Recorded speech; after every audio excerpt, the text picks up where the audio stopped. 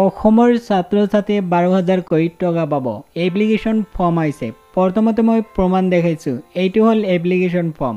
এই application form online যোগে fill up কৰিব লাগিব। এপ্লিকেশ্যন ফৰ্মৰ লিংক এই ভিডিঅ'ৰ ডেছক্ৰিপশ্যনত দিয়া থাকিব। মোবাইলতে এপ্লিকেশ্যন ফৰ্ম ফিল আপ কৰিব পাৰিব। ইয়াত অসমৰ প্ৰত্যেক জিলা বা গাঁৱৰ ছাত্ৰ ছাত্ৰীয়ে ফৰ্ম ফিল আপ কৰিব পাৰিব। এই ভিডিঅ'ত কম সময়ৰ ভিতৰতে গোটেই তথ্য জনাই দিয়া হ'ব। ভিডিঅ'টো স্কিপ নকৰিব। ইয়াতে চাই লওক।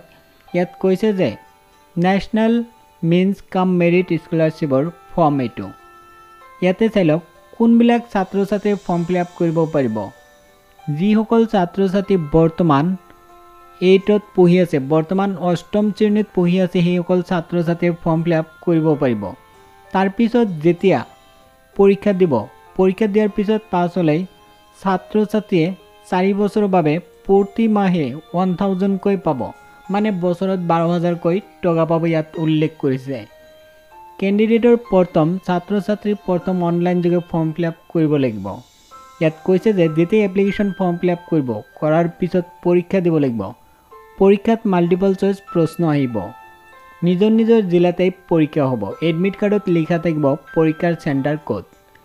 ইয়াতে কৈছে যে কেণ্ডিডেটৰ প্ৰথম online application form fill up কৰিব লাগিব। তাৰপিছত ইয়াতে উল্লেখ কৰিছে এডমিট কাৰ্ড লাভ কৰিব ডিচেম্বৰ মাহৰ 1 তাৰিখৰ পৰা, আৰু পৰীক্ষা হ'ব ডিচেম্বৰ মাহৰ 13 তাৰিখ। আৰু ইয়াতে কৈছে যে ফৰ্ম ফিল আপ কৰাৰ লাষ্ট ডেট হ'ল ডিচেম্বৰ মাহৰ 2 তাৰিখ। যেতিয়া এপ্লিকেশ্যন ফৰ্ম ফিল আপ কৰিব তেতিয়া ছাত্ৰ ছাত্ৰীৰ জেনেৰেল কেটেগৰীৰ 200 টকা, যিসকল কেণ্ডিডেট SC ST হয় সেইসকল কেণ্ডিডেটৰ 180, আৰু PWD ছাত্ৰ ছাত্ৰীৰ বাবে 175 পে'মেণ্ট কৰিব লাগিব। অনলাইন যোগে পে'মেণ্ট কৰিব পাৰিব। ডেবিট কাৰ্ড, ক্ৰেডিট কাৰ্ড বা নেট বেংকিঙৰ সৈতে পে'মেণ্ট কৰিব পাৰিব। এতিয়া জানি লওক কেনেকৈ ফৰ্ম ফিল আপ কৰিব। ইয়াতে চাই লওক ডিচেম্বৰ মাহৰ 2 তাৰিখ লাষ্ট ডেট ইয়াতে উল্লেখ কৰিছে। ইয়াতে চাই লওক click here for application form, ইয়াতে ক্লিক কৰিব। ক্লিক কৰাৰ পিছত এনেধৰণৰ ইণ্টাৰফেচ আহিব। ইয়াতে কৈছে যে ফটো লাগিব ফৰ্ম ফিল আপ কৰাৰ সময়ত, তাৰপিছত চহী আপলোড কৰিব লাগিব। তাৰপিছত কাষ্ট চাৰ্টিফিকেট, যিসকল কেণ্ডিডেট OBC SC ST হয় সেইসকল কেণ্ডিডেটৰ কাষ্ট চাৰ্টিফিকেট আপলোড কৰিব লাগিব। আৰু যিসকল কেণ্ডিডেট ডিচেবিলিটি আছে সেইসকল কেণ্ডিডেটৰ ডিচেবিলিটি চাৰ্টিফিকেট আপলোড কৰিব লাগিব। তাৰপিছত ইয়াতে তলত ইয়াতে ক্লিক কৰিব, নেক্সটত ক্লিক কৰিব। তাৰপিছত এনেধৰণৰ ইণ্টাৰফেচ আহিব। ইয়াত ছিলেক্ট কৰিব লাগিব 3, তাৰপিছত ইয়াতে আছাম বুলি ছিলেক্ট কৰিব। তাৰপিছত ইয়াতে ইয়াৰ 2020 ছিলেক্ট কৰিব। তাৰপিছত ইয়াতে ডিষ্ট্ৰিক্টৰ নাম ইয়াতে ছিলেক্ট কৰিব লাগিব, যিটো হয় এইটো ছিলেক্ট কৰিব।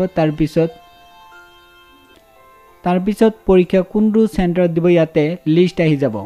নিজৰ জিলাৰ ক'ত ক'ত চেণ্টাৰ আছে এনেকুৱা লিষ্ট আহি যাব, যিটো হয় এইটো ছিলেক্ট কৰিব।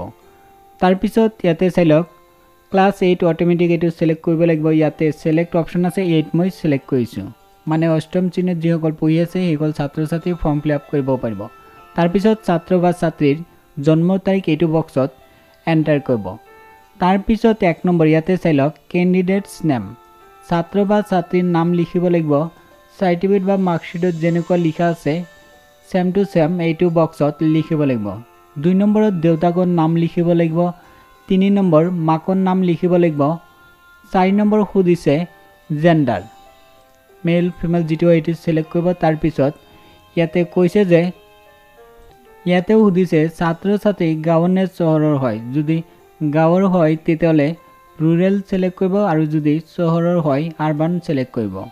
তাৰপিছত ইয়াতে কেটেগৰী কি হয়, জেনেৰেল OBC SC ST, যিটো হয় এইটো ছিলেক্ট কৰিব।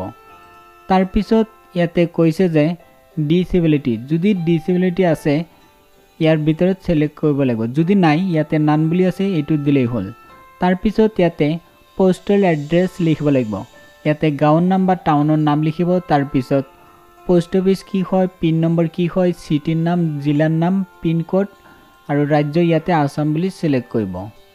তাৰপিছত ইয়াতে চাই লওক যদি চৰকাৰী বিদ্যালয়ত পঢ়ি আছে তেতিয়াহ'লে গভ ছিলেক্ট কৰিব, যদি চৰকাৰীত পঢ়া নাই তেতিয়াহ'লে এইটো ছিলেক্ট কৰিব। তাৰপিছত ইয়াতে কৈছে যে বিদ্যালয় ক'ত অৱস্থিত, গাঁৱত নে চহৰত। যদি গাঁৱত হয় এইটো ছিলেক্ট কৰিব, যদি চহৰত হয় তেতিয়াহ'লে এইটো ছিলেক্ট কৰিব।